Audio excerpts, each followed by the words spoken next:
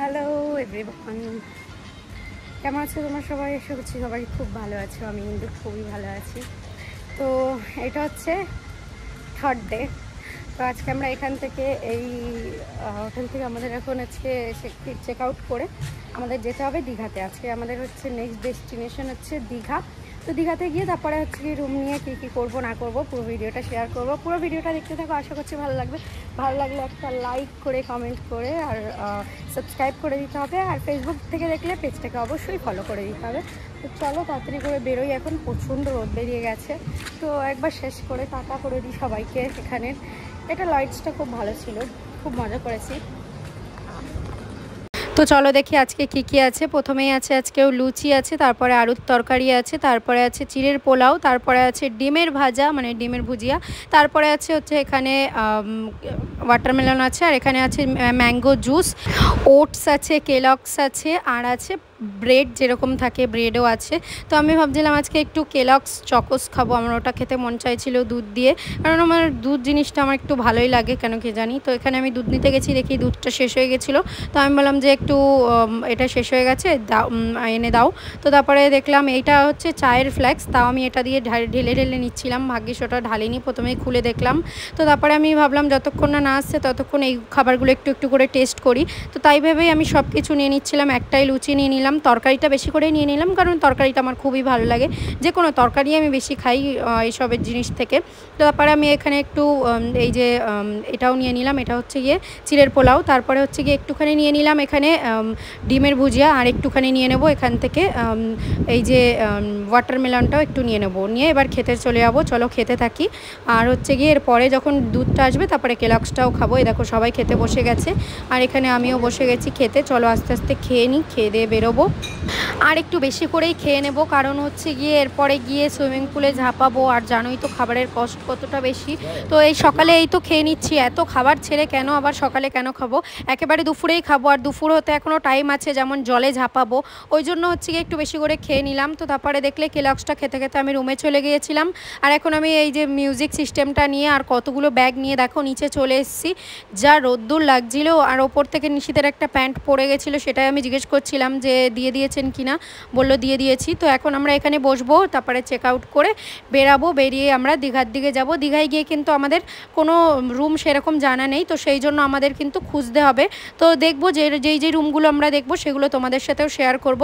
দেখতে পাচ্ছ সেই দীঘার রোড থেকে আমরা দীঘায় চলে যাচ্ছি। দীঘায় গিয়ে তারপরে আমরা হচ্ছে গিয়ে দেখাবো তোমাদেরকে কোন কোন রুম কীরকম, আর সেগুলো আমাদের পছন্দ হয়েছে কি না, আসলে আমরা কোন রুমে থাকলাম সেগুলো সব তোমাদের সাথে শেয়ার করব। তো পুরো ভিডিওটা দেখতে থাকো।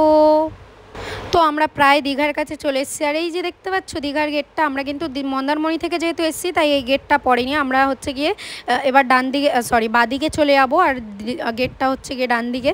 তো যাওয়ার সময় এটার সাথে পরিচিত হবে, আবার কি এই গেটটা দেখলেই সবাই বুঝতেই পারে কোথায় এসেছি। তো চলো আমরা এবারে দেখি কোন কোন হোটেল আছে। আর এই দেখো এখানে কিন্তু পুরো পুরীর মন্দিরের মতো তৈরি করছে, মানে পুরো দীঘাটাকে একদম পুরী বানিয়ে ফেলবে। তো পুরীর সেরকমই প্রস্তুতি চলছে। আর এখানে আমরা একটা হোটেলে নিশিতরা গেছে কথা বলতে, আর আমি পাপাকে নিয়ে এসিতে চলে এসেছিলাম, কারণ গাড়িতে প্রচুর গরম, তো ওর খুব কষ্ট হচ্ছিলো। তাই জন্য ওকে নিয়ে আমি এই যে যেই রুমেই যাচ্ছিলো সেখানেরই আমি রিসেপশনে দাঁড়িয়েছিলাম। আর এখানে কিন্তু আমরা একবার থেকেছি, খুব সুন্দর এটা, মানে ভেতরে রুম জানি না, কিন্তু এই যে ডেকোরেশনটা বলছি।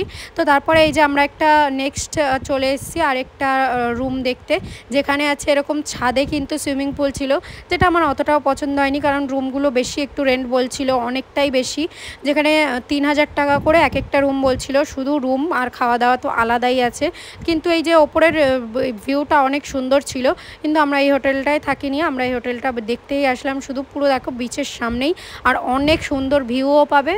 আর হচ্ছে গিয়ে তোমরা হচ্ছে গিয়ে এই সুইমিং পুলেও আসতে পারবে, কিন্তু এখানে লোকজনও বেশি ছিল না, আমরা ভালোও লাগছিল না, কারণ এই গরমের মধ্যে একটু ছাওয়া হতো ভালোই হতো। তো এই যে যাই হোক, এখন চলো আমরা অন্য রুমে যাব। আর এই যে দেখো এই রুমের মানে ওই যে দেখালাম না তোমাদের যে সুইমিং পুল একদম রুফটপে সেইখানেরই এটা হচ্ছে রিসেপশান। এখানেও এসে আমি বসে আছি, বাবু আসলো না, বাবু গাড়িতেই বলছে আমি গাড়িতে একটু থাকবো। আমি বললাম দেখি এখানে আমি একটু যাই। তো যাওয়ার পরে এই যে দেখলে এখানে আমরা থাকবো না এই প্রাইস এত বেশির জন্য।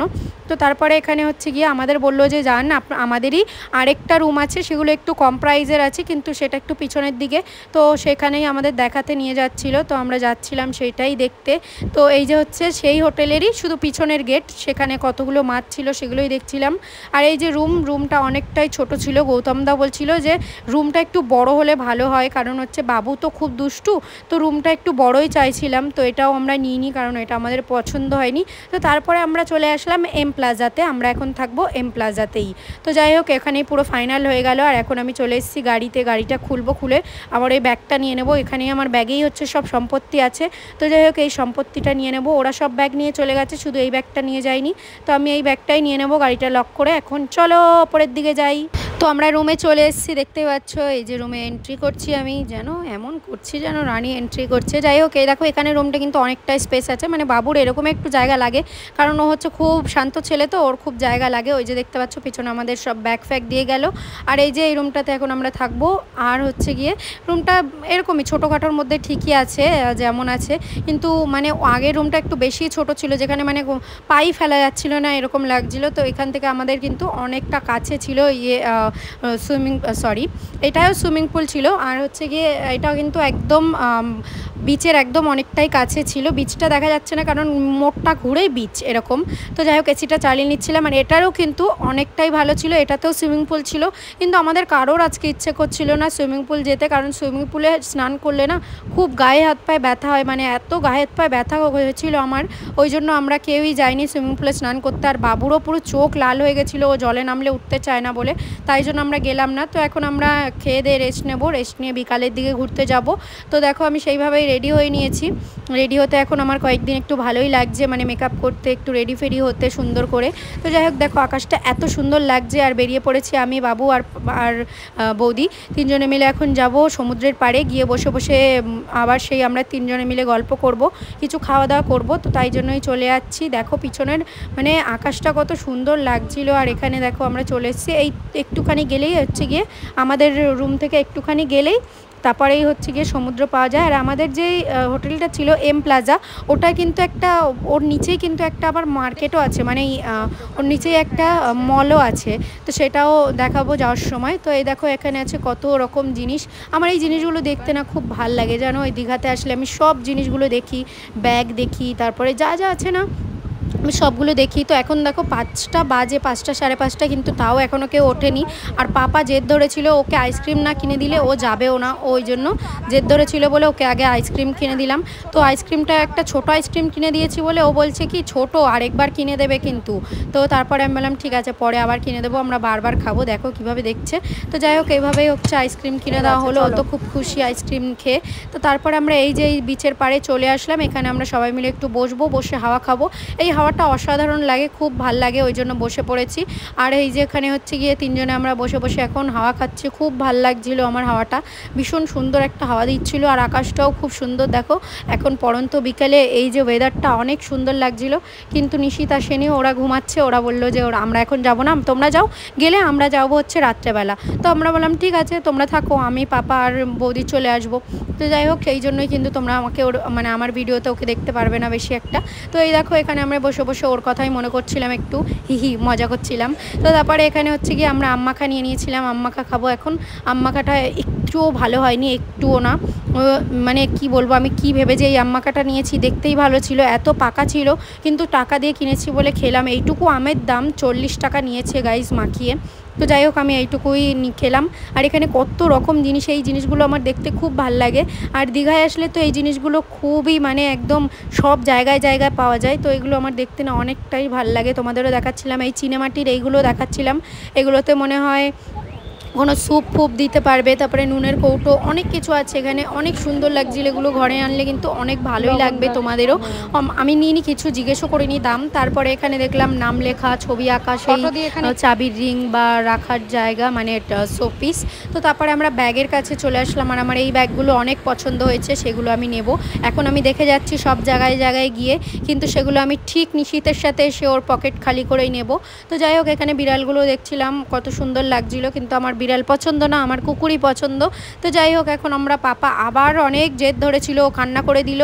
ওই যে প্রথমে বৌদি ওই কিউবটা কিনে দিয়েছে, ও তাও খুশি হয়নি, তাও ওকে আবার এই বলটা কিনে দিতে হবে। তো বৌদি তো চলে গেছিলো, তারপর আমি বলটা কিনে দিলাম। আমি বললাম এবার খুশি তো? বলে হ্যাঁ খুশি, এবারে চলো বাড়ি যাব, বাড়ি গিয়ে লেখা করব। ওর অনেক হোমওয়ার্ক দিয়েছে, তো সেগুলোই বলছিল যে চলো ঠিক আছে এবার লেখা করে নেব, চলো পা ব্যথা করছে, এবার বাড়ি যাই। এতক্ষণ বাড়ি যাওয়ার নাম করছিল না, এখন যেই জিনিস পেয়ে গেছে এখন বলছে বাড়ি যাই। ও অনেক বুদ্ধিমান বাবা, কি বলবো। তারপরে এই যে বলটা আমার মাথায় এইভাবে বাড়ি মেরে খুব মানে আলো জ্বলছে বলে ও ভাবছে ওর মাথায়ও জ্বলবে। তো যাই হোক, এটাই করছিল, ও বাড়ি মারছিল কিন্তু আলো জ্বলছিল না। তো তারপরে আমরা এই যে সন্ধ্যা সন্ধ্যা হয়ে যাচ্ছে, আর এখনও সন্ধ্যা হয়নি, আর দোকানগুলোও বসেনি। তাই আমরা ভেবেছি এখন রুমে যাব, রুমে গিয়ে ওদেরকে নিয়ে আসবো জাগিয়ে তুলে। এই যে দেখো, বলেছিলাম না যে আমাদের হোটেলের নিচেই হচ্ছে গিয়ে একটা শপিং মল আছে, ওই শপিং মলের পাশ থেকেই কিন্তু ঢুকলে আমাদের রুমে যাওয়া যায়। তো তারপরে হচ্ছে গিয়ে এখানে আমরা রাত্রেবেলা চলে এসেছি এই যে মাছের বাজারে। এটা আমরা ওল্ড দীঘায় চলে এসেছি, অনেকদিন পরে ওল্ড দীঘাতে আসলাম। আমরা নিউ দীঘাতেই বেশি থাকতাম, এখন আমরা ওল্ড দীঘাতে চলে এসেছি। আর এই যে এত সুন্দর লাগে না, ক্যামেরাতে ভালোভাবে বোঝা যায় না, কিন্তু এত যে সুন্দর লাগে কি বলবো। তারপরে আমরা এই যে চলে এসেছিলাম আই লাভ দীঘার কাছে। আমার দীঘা অতটাও পছন্দ না, কেন কি জানি, আমার দীঘাতে গেলেই শুধু শরীরটা খারাপ করে, কিছু হয় মানে কিছু হোক আর না হোক আমার কিছু না কিছু হতেই থাকে। এবারেও আমার সেই একই অবস্থা হয়েছে। তো যাই হোক, দেখো এই ব্যাগটা আমি নিয়েছি, আর হচ্ছে গিয়ে দিদির জন্য আরও একটা ব্যাগ নিয়েছি। ল্যাভেন্ডার কালারটা দিদির জন্য নিয়েছি, ব্ল্যাকটা আমি নিয়েছি যাতে দুজনেই পরতে পারি। তো যাই হোক, এখান থেকে আমরা মাছের দোকানে এসেছি, মাংস কিনবো, মানে চিকেন কিনবো, সেগুলো হচ্ছে গিয়ে কিনে নিয়ে গিয়ে বাড়ি গিয়ে খাবো। আর এখান থেকে বাড়ি যাওয়ার পরে কিন্তু আমার অনেক শরীর খারাপ করেছিল, ওই জন্য আমি কোনো ব্লগ আর শেয়ার করিনি, কারণ এই দিন রাত থেকেই আমার জ্বর শুরু হয়েছিল, আর সেই জ্বর আমার বাড়ি এসে 3 দিন অবধি জ্বর ছিল, তাই জন্য ভিডিওটা এখানেই